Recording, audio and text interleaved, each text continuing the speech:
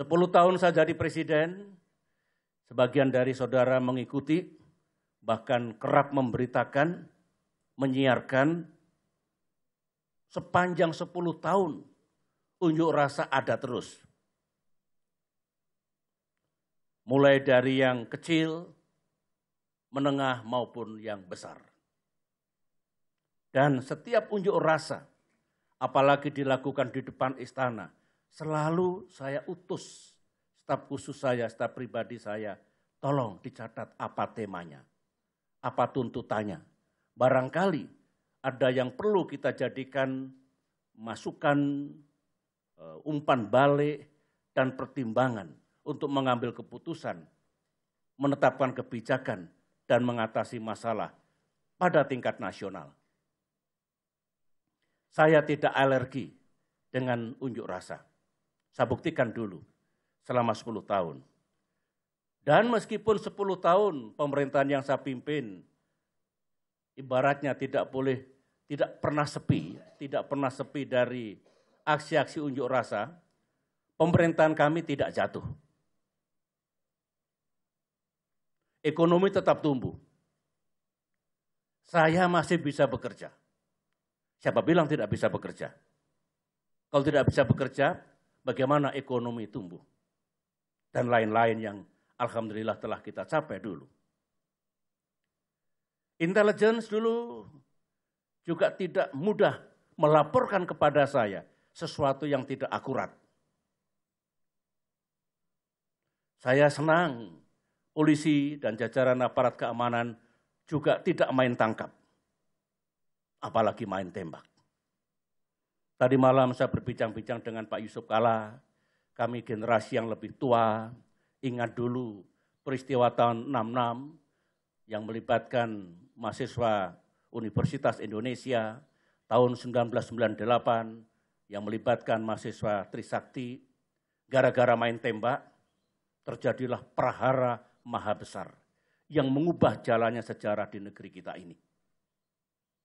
Kita harus pandai memetik pelajaran sejarah di masa silam.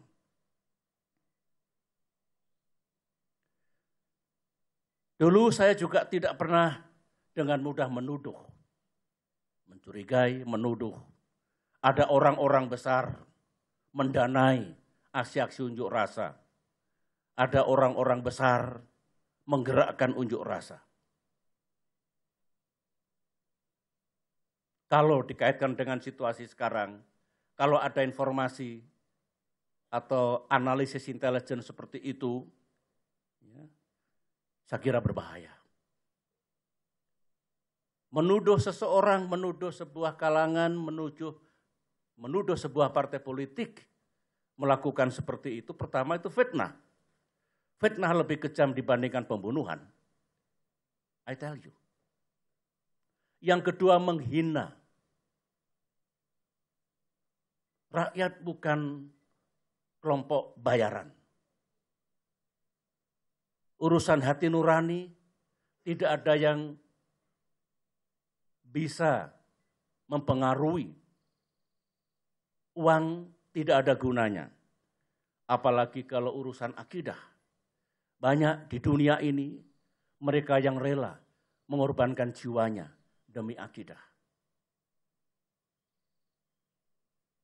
Menfitnah orang yang dilaporkan itu, partai politik atau pihak-pihak yang dilaporkan itu atas nama analisis intelligence, sekaligus menghina.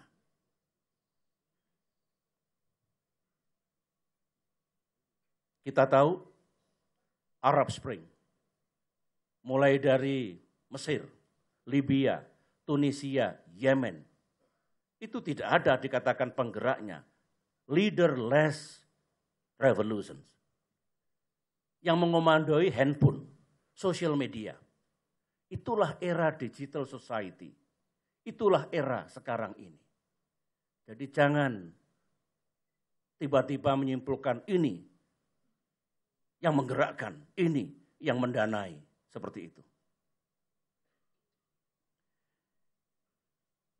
Dalam menanggapi soal kemungkinan ada laporan yang tidak berdasar seperti itu, Saya bukan orang yang sekedar bicara. Saya kumpulkan keterangan. Saya korek apa yang ada dalam pikiran para penyelenggara yang menggerakkan partai politik ini, yang punya kepentingan untuk menggerakkan unjuk rasa besar itu.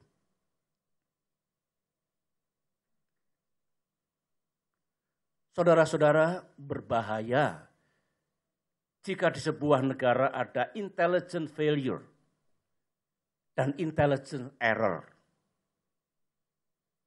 Ini istilah intelligence. Intelligence failure misalnya, laporannya itu berlebihan atau kurang. Aman saja Pak, tenang-tenang saja, sudah tidur-tidur saja ini, enggak ada apa-apa. Ini paling-paling unjuk rasanya 500 orang. Tiba-tiba 50.000.